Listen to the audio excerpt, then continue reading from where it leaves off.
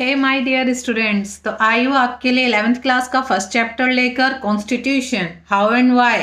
तो सबसे पहला क्वेश्चन संविधान को ही समझने का बनता है। तो संविधान क्या है? संविधान को समझने के लिए जो आवाज़ आती है वो आप लोगों के लिए इस चैप्टर से ही नहीं बल्कि इस देश का नागरिक होने के साथ साथ आप सभी को पता होना चाहिए कि आखिरकार संविधान है क्या।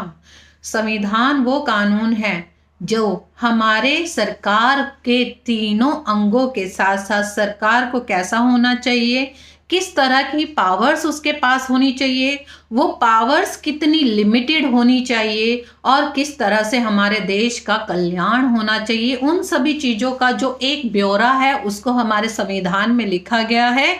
और हमारा संविधान एक लिखित संविधान है। हमारा संविधान 26 नवंबर 1946 को प्रस्ताव में रखा गया था और 26 जनवरी 1950 को इसे लागू करा गया, पारित करा गया। हमारा 26 जनवरी गणतंत्र दिवस के साथ साथ संविधान दिवस के रूप में भी बनाया जाता है, जिस दिन इसको मान्यता मिली थी।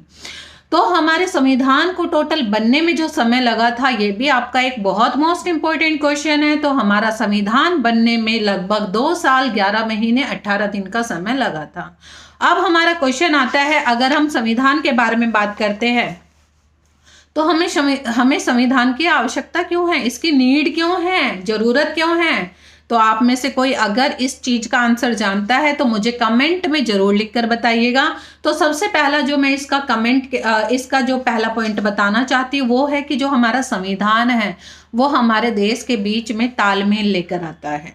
वो हमें भरोसा दिलाता है कि जितने भी आज़ादी के बाद हमारी डाइवर्सिटी हुई, विभिन्न विभिन्न तरह के देश, जाति, धर्म के लोग हमारे साथ जुड़े, तो उन सबको हमारा संविधान ये भरोसा दिलाता है कि हम सब एकजुट होकर चलेंगे, हम किसी के साथ भेदभाव नहीं करेंगे। ये हमारे संविधान में लिखा हुआ है।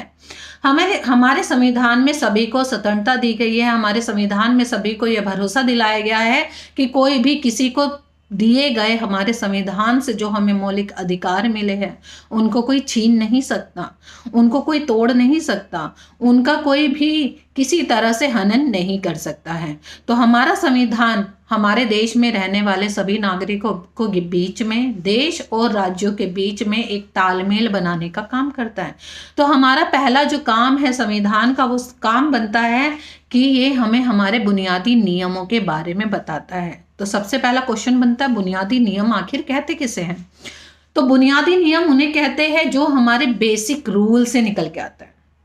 यानी कि बेसिक रूल, मेरे को खाने पीने का अधिकार है, मेरे को कहीं भी आने जाने का अधिकार है, पर वो अधिकार आया कहाँ से? वो अधिकार मिला हमारे संविधान से। कानून जो हमारा है, मौलिक अधिकार जो हमारा है, जिसने हमें ये आज़ादी दी कि आपको कहीं भी आने जाने की, घूमने फिरने की, किसी भी धर्म को मानने की पूरी तरह से आज़ादी है, ताकि आप इस देश के नागरिक होने के साथ साथ इस देश के कानून से मिलने वाली जो भी सुविधाएं हैं उनका इस्तेमाल कर सके। तो हमारे देश और नागरिकों के बीच में संविधान तालमेल लेकर आता है। अब मैं इसके साथ साथ बताती हूँ आपको कि इसका दूसरा पॉइंट क्या बनता है। तो इसका दूसरा पॉइंट बनता है कि हमारा जो संविधान बनाया गया है और जो हमारे बेसिक रूल बनाए गए हैं उनकी पावर्स क्या होनी चाहिए। तो भाई सभी धर्म अलग अलग है, सभी धर्म सोचेंगे भाई पावर मेरे पास आ जाए, पावर मेरे पास आ जाए। कोई हिंदू बोलेगा, कोई मुस्लिम बोलेगा, कोई सिख बोलेगा, कोई ईसाई बोलेगा। लेकिन हमारे यहाँ पर हमें जो सरकार चुनने का अधिकार है तो उसके लिए कुछ बातें कही गई है, जिसके अंदर मैं 1-2 एग्जाम्पल बताना चाहूँगी कि अगर हम राजतंत्र की बात करते हैं तो वहाँ पर पावर राजा के हाथ में होती थी। यानी कि राजा बताएगा कि मेरे को अपने राज्य का कैसे निर्माण करना है, किस तरह से मेरे को अपने राज्य के लोगों के साथ व्यवहार करना है। तो वहाँ पर कहीं ना कहीं डिक्टेटरशिप और राजतंत्र चलेगा, यानी कि राजा का रूल चलेगा। दूसरा आया आपका सोवियत संघ, यानी कि यूएसएसआर, जहां पर पावर वन पार्टी की रही। वन पार्टी इट मीन्स कि एक ही पार्टी के पास रूल रहेगा।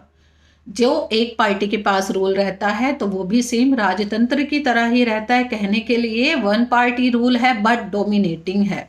तो कहीं ना कहीं जनता वहां पर भी अपने आप को हैरास होते हुए फील करेगी, कहीं ना कहीं अपने आप को दबोचा हुआ फील करेगी। तो अगर हम भारत के संविधान की बात करते हैं तो भारत का संविधान वो लिखित और वो सर्वोच्च संविधान के रूप में देखा जाता है, जहां पर जनता को ये अधिकार दिया गया है कि आप अपनी वोटिंग के थ्रू अपनी सरकार को चुन सकते हैं। लेकिन अगर यहाँ पर ये बात कही जाए कि जनता को कैसे अधिकार है कि वो किस तरह से अपने लिए अपनी सरकार का निर्माण कर सकते हैं, उसमें उन्हें तो ज्ञान है ही नहीं। तो सही बात है भाई, जनता कैसे अपने लिए सरकार बना सकती है? कुछ जनता के पास एजुकेशन है, कुछ के पास नहीं है, कुछ सही निर्णय ले सकते हैं, कुछ नहीं ले सकते हैं।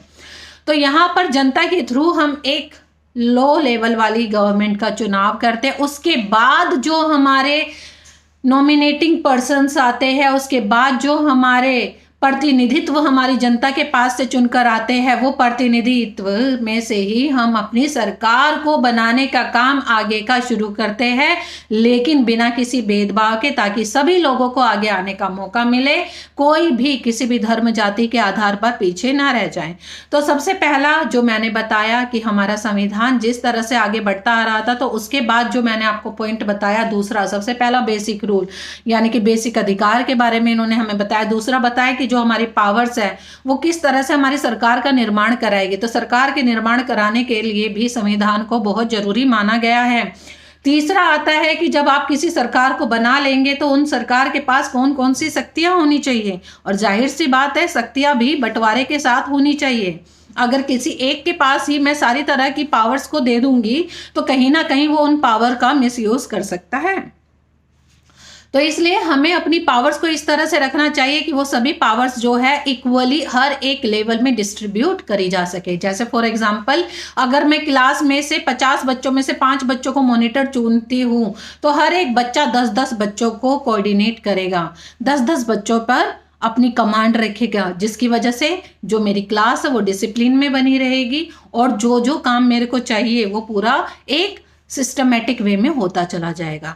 अगर मैं किसी एक ही मॉनिटर के पास उन 50 बच्चों का होल्ड रखवा देती हूँ, तो वो बच्चा भी पजल हो जाएगा और क्लास भी डिस्टर्बेंस बहुत ज़्यादा क्रिएट करेगी। तो इसीलिए जो हमारा संविधान है वो हमारे पार्लियामेंट के बने 3 ऑर्गन यानी कि एग्जीक्यूटिव, लेजिस्लेचर और जुडिशरी, इन सब की पावर्स को डिस्ट्रीब्यूट करती है, सेंट्रलाइज नहीं होने देती है, जिसकी वजह से हमारा संविधान अच्छे से आगे रन करता है बिना किसी भेदभाव के साथ, और जिससे हमारा देश आगे कल्याण की तरफ चल रहा है। तो आपको मेरा आज का लेक्चर कैसा लगा, और इसी तरह से मैं चाहती हूँ कि मैं आगे के टॉपिक तैयार करती जाऊँ। अगर आपको किसी भी तरह की क्वेश्चन या क्वेरी है तो आप मेरे को कमेंट बॉक्स में पूछ सकते हैं। Thank you, have a nice day.